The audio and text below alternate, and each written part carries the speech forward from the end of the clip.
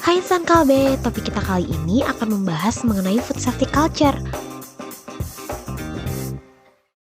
Referensinya berasal dari Kalbe Corporate Quality Guideline Nutrisional dengan judul yang sama. Yuk kita simak. Hai insan Kalbe, selamat datang di Kalbe Quality E-Learning Series. Insan Kalbe semua sudah tahu dong produk-produk seperti Slim Fit, Fitbar, Hydro Coco, Prenagen, Milna, dan masih banyak lagi produk-produk dari Kalbe Nutritional and Beverage yang tidak hanya enak, tapi juga kaya nutrisi dan bergizi. Nah, jadi memang produk pangan itu tidak hanya harus berkualitas saja, tapi yang paling penting produk pangan itu harus aman untuk dikonsumsi. Jadi hari ini kita akan sharing mengenai food safety culture, tentu saja dengan narasumber yang sudah berpengalaman. Jadi sudah hadir di sini Bapak Irwan Kurniawan. Pak Irwan merupakan Head of QA dari SBU Kalbe Nutrisional. Selamat datang Pak Irwan. Halo Siwi. Sehat Pak? Alhamdulillah sehat. Oke, nah selain Pak Irwan juga sudah hadir Ibu Yunawati Ganda Sasmita. Ibu Yuna merupakan Direktur dari PT Global Vita Nutritech. Selamat datang Bu Yuna. Halo Siwi. Sehat ya Bu ya? Tentunya. Oke, nah mungkin saya mulai dari Pak Irwan dulu ya Pak. Jadi kan kita semua tahu nih bahwa food safety culture ini merupakan requirement baru di FSC 20.000 version 5.1. Ya. Bapak bisa jelasin nggak food safety culture itu apa sih Pak? Oke, baik Siwi. Terima kasih atas pertanyaannya ya. Jadi food safety culture ini emang menjadi persyaratan di FSC 20.000 versi 5.1 ya. Jadi food safety culture ini bicara tentang perilaku ya atau pola pikir atau mindset ya dari individu terhadap food safety yang dipengaruhi oleh value, norma atau belief yang diyakininya. Nah, jadi dalam food safety culture ini yang kita bangun adalah tentang food safety yang berbasis perilaku. Nah, food safety culture ini menempatkan tidak semata-mata tentang food science ya, tetapi ini juga tentang behavior science. Oke, jadi memang culture itu bukan sesuatu yang instan ya Pak, jadi prosesnya memang butuh effort, butuh waktu juga. Betul. Nah, kenapa sih Pak kita itu perlu untuk mengembangkan food safety culture? Ya, oke. Jadi kalau kita perhatikan ya, misalnya beberapa kasus penyimpangan food safety, itu sebenarnya berasal dari perilaku individu yang tidak sesuai dengan persyaratan food safety. Seperti contoh misalnya tidak mencuci tangan gitu ya, kemudian tidak memakai sanitizer ketika menyentuh permukaan yang kontak makanan, atau tidak mengganti sarung tangan yang terkena kotoran ya, atau hal lainnya, sehingga menyebabkan terjadinya kontaminasi. Nah, oleh karena itu membangun food safety culture ini penting sekali, bagaimana food safety ini menjadi value ya di setiap orang, terinternalize dan menjadi DNA gitu ya dalam dirinya, dan lama-lama akan menjadi culture. Nah, kalau sudah menjadi value itu akan lebih lebih enak gitu ya, karena tidak lagi ada istilah prioritas gitu. Jadi karena kalau prioritas itu kan tergantung situasi dan kondisi dan bisa berubah-ubah. Oke, nah jadi kan kita udah tahu nih pentingnya food safety culture. Dari Bu Yuna bisa jelasin nggak Bu langkah-langkah supaya gimana sih food safety culture ini tuh bisa terbentuk dan terbangun gitu? Ya, seperti sistem manajemen pada umumnya Siwi. Jadi secara garis besar tuh ada 4 tahap. Yang pertama tentunya kita harus menetapkan target. Nah, bisa dihubungkan dengan visi misi atau food safety policy yang sudah ada. Yang kedua adalah kita melakukan assessment. Tujuannya untuk memperoleh informasi posisi kita saat ini ada di mana. Nah, assessment ini bisa dilakukan melalui kuesioner, survei, atau metode lain yang sesuai. Bisa juga dilakukan secara mandiri atau menggunakan pihak ketiga, misalnya untuk mendapatkan hasil yang lebih objektif, konkret, dan valid. Nah, setelah itu, setelah kita tahu ada hasil assessment adalah gap-nya ada di mana, maka yang perlu kita lakukan adalah membuat action plan. Bagaimana caranya untuk mengurangi atau menutup dari gap yang ada itu, dan meleverage dari kekuatan yang ada, namun juga perlu action untuk menutupi area yang lemah. Nah, caranya bisa dengan tindak lanjutnya bisa dengan cara briefing, training, campaign, atau aktivitas rutin lainnya yang melibatkan semua personel yang terkait. Setelah ada action, tentunya yang keempat pasti harus ada review ya. Nah, review itu tujuannya untuk melihat implementasi action plan dengan kesesuaian dan ekspektasi. Nah, review bisa dilakukan secara periodik, bisa per kuartal, per semester, ataupun per tahun. Output dari review ini tentunya bisa digunakan untuk memperbaiki program selanjutnya. Oke. Nah Bu, supaya tujuannya itu bisa tercapai, terus juga food safety-nya itu bisa terbentuk, poin-poin kritikalnya itu apa aja ya Bu? Ada 5 poin kritikal sebenarnya dalam food safety culture itu, yaitu yang pertama kembali lagi pada visi misinya itu sendiri. Yang kedua karena namanya culture ya pasti harus manusianya ya.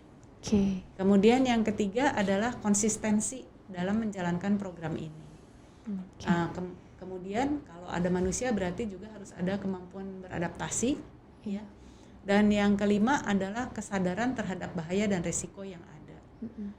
Pak Irwan, ayo silakan ditambahkan Pak. Baik Bu Yuna, terima kasih. Saya sependapat dengan apa yang disampaikan Bu Yuna. Saya menambahkan beberapa hal saja. Yang pertama menurut saya hal yang penting juga dalam penerapan food safety culture adalah yang pertama terkait leadership. Karena food safety ini tidak hanya semata-mata bagaimana memanage sistem dengan baik, tapi juga butuh leadership ya. Karena untuk membangun perilaku atau culture itu butuh leader yang bisa menginspirasi, memotivasi untuk orang lain melakukan sesuatu dengan benar. Dan ini butuh role model ya, serta komitmen dari leader-leader. Yang kedua terkait komunikasi. Food safety ini butuh dikomunikasikan dengan baik, butuh informasi yang bisa menginspirasi orang untuk dapat melakukan apa yang seharusnya dilakukan. Nah, saya selalu bilang pada tim saya bahwa orang quality atau orang food safety itu harus punya mindset seperti orang marketing gitu ya. Jadi kita lihat bahwa orang marketing itu mereka bagaimana membuat promosi, membuat video, membuat iklan itu bisa menarik dan menginspirasi konsumen gitu ya untuk membeli produk yang mereka jual. Nah, sama halnya dengan orang quality dan food safety. Bagaimana kita bisa membuat hal-hal ya poster gitu atau video untuk mengkomunikasikan tujuan kita sehingga itu membuat orang itu terinspirasi gitu ya dan menjadi sadar untuk melakukan apa yang seharusnya dilakukan. Yang ketiga yang penting juga ada terkait training ya. Ini penting untuk kita bisa memberikan education kepada semua karyawan untuk mengetahui apa dan mengapanya gitu ya. Kemudian juga training itu untuk mengetahui bagaimana melakukannya. Nah, keempat adalah terkait feedback dari karyawan. Ini penting juga bagaimana kita bisa membangun keterlibatan karyawan dalam memberikan informasi atau memberikan masukan terkait food safety. Dan yang terakhir ini terkait tentang pengukuran performance. Ini penting sekali dilakukan. Kita harus mengukur nih ya leading dan lagging indikator dari food safety objektif kita ya. Kalau di safety itu ada yang disebut dengan Heinrich Pyramid ya. Itu menggambarkan seperti fenomena gunung es ya. Jadi misalnya ada satu kejadian yang fatal gitu ya. Nah, sebenarnya itu di bawahnya itu mungkin banyak behavior yang belum muncul gitu ya, dan itu adalah seperti ya bom waktu gitu ya. Makanya food safety culture itu adalah bagaimana kita mengungkap fenomena gunung es ini supaya kita bisa manage sehingga tidak terjadi penyimpangan food safety. Oke. Nah untuk implementasinya nih Pak, kalau di Kalbe nutrisional gimana ya Pak? Bisa diceritain nggak Pak? Ya, food safety culture ini kan adalah persyaratan juga ya di FSSC 5.1. Tapi lebih dari itu, saya melihatnya bahwa ini penting kita lakukan karena kan kita perusahaan yang memproduksi nutrisi gitu ya, yang harus aman dan menjamin keamanan buat konsumen. Nah, yang dilakukan adalah yang pertama kita melakukan survei ya untuk mengetahui gap pemahaman atau penerapan food safety selama ini ya. Itu seperti apa gapnya. Kemudian kita juga membuat communication, information bisa melalui video, poster atau hal lain ya untuk membangun memberikan pengetahuan dan juga membangun awareness dari karyawan. Yang ketiga adalah membuat event ya. Ini misalnya pada peringatan Hari Pangan, Hari Keamanan Pangan atau Hari Susu Dunia, atau hari konsumen dan lain-lainnya. Tujuannya adalah untuk membangun keterlibatan dari karyawan dan juga membangun awareness. Kemudian juga ada program namanya SCUBA, itu Safety Quality Behavior Audit, itu audit ya gabungan antara safety dan quality, di mana di situ melibatkan top manajemen untuk pergi ke untuk gemba ya, ke shop floor, dan di situ ada dialog gitu antara karyawan dengan manajemen sehingga bisa saling memberikan informasi juga ke manajemen. Kemudian ada juga GMP scoring yang untuk melihat atau mengukur performance hygiene ya dari waktu ke waktu. Sebagai tim, food safety team juga kita melakukan review berkala. Kita ada quarterly review dari penerapan food safety, dan juga dengan top manajemen kita ada review manajemen review setiap 6 bulan sekali.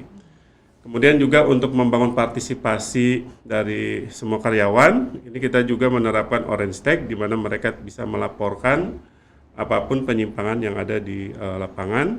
Dan kita juga membuat prosedur whistleblowing procedure itu untuk tujuannya supaya teman-teman di shop floor gitu ya bisa memberikan informasi tanpa ada tekanan gitu ya. Oke, nah kalau dari Bu Yuna, kalau di GVN gimana ya Bu? Bisa tolong diceritain nggak implementasinya? Saya contohkan yang sudah kami terapkan untuk membuat food safety culture, food safety menjadi budaya di GVN. Oh ya, sebelumnya Siwi, GVN ini perusahaan baru ya, fully operational baru sejak akhir 2018, jadi masih sangat muda dan bahkan masih balita. Di awal tahun ini, kami meluncurkan program yang kami sebut sebagai GVN Impact dengan tujuan untuk membangun budaya food safety dan improvement dengan cara yang menyenangkan dan tentunya disertai banyak reward-reward yang menarik. Program ini dikemas seperti adventure atau petualangan, di mana ada mission-mission yang harus diselesaikan, baik berupa daily mission, weekly mission, maupun monthly mission. Dan terkadang diselipkan special mission dadakan. Tujuan mission ini sebenarnya seperti tadi dikatakan untuk membentuk kebiasaan. Karena kami percaya kebiasaan akan membentuk karakter. Dan karakter akan membentuk budaya perusahaan. Kami mulai dari kebiasaan simple setiap individu. Misalnya daily mission terkait dengan GMP dan 5R. Seperti setiap karyawan wajib melakukan personal hygiene assessment terhadap dirinya sendiri seperti kebersihan tangan, kebersihan kuku, penggunaan masker, topi, baju kerja yang sesuai standar, kemudian juga cara mencuci tangan yang seperti itu. Weekly mission melaporkan temuan ketidaksesuaian atau non-conformance dan dengan cara menempelkan orange tag. Ya. Sedangkan monthly mission mereview resiko terkait food safety di areanya masing-masing. Nah, untuk mereview program ini, kami membuatnya juga dengan cara yang fun, yaitu dengan membentuk acara quiz, seperti quiz-quiz itu ketika ada acara perayaan seperti 17 Agustus kemarin, maupun ketika kami merayakan hari jadinya GVN. Nah, hingga pertanggal 10 November kemarin, itu berarti GVN Impact ini sudah berjalan selama 143 hari kerja. Ada 9.166 mission yang diselesaikan. Dan kami memberikan 6 special mission di luar mission-mission yang rutin. Dan jumlah orang di GVN ini sedikit loh, hanya 36. Namun tingkat partisipasinya 100%. Oke. Jadi memang program-program terkait food safety culture baik di GVN maupun di Kalbe Nutritional tuh sebenarnya udah banyak dan keren-keren ya. Nah, for your information juga nih untuk insan Kalbe, Corporate QA juga udah mengeluarkan guideline terkait food safety culture-nya. Harapannya guideline ini bisa jadi pedoman untuk Kalbe site lainnya dalam menerapkan food safety culture. Betul, Siwi. Kami merasakan sekali sebagai perusahaan yang baru ya, di mana Kalbe Corporate Quality Policy, manual maupun guidelines yang diterbitkan oleh corporate itu sangat membantu ketika kami harus menyusun dokumen-dokumen quality di tempat kami. Terima kasih. Oke, terima kasih Pak Irwan, Bu Yuna untuk sharingnya terkait food safety culture. Nah, semoga memang food safety culture ini bisa terus tumbuh, terus berkembang di Kalbe Group, khususnya juga untuk di Kalbe Nutrisional ya. Oke, nah mungkin terakhir ya Bapak Ibu sebagai penutup, saya boleh minta closing statement-nya dari Bu Yuna. Baik, Insan Kalbe, mari kita selalu berkontribusi menyehatkan bangsa melalui produk pangan yang aman dan bernutrisi. Sukses untuk Kalbe Group. Oke, dari Pak Irwan, Pak. Boleh, silakan. Ya, baik, terima kasih Sewi. Jadi food safety culture ini adalah program yang harus kita bangun terus-menerus supaya menjadi value. So, let's transform our food safety culture toward world-class quality. Baiklah Insan Kalbe, demikian sharing mengenai food safety culture. Terima kasih dan sampai berjumpa lagi di Kalbe Quality E-Learning Series selanjutnya. Stay safe and stay healthy everyone. Kalbe, Go global, true innovation.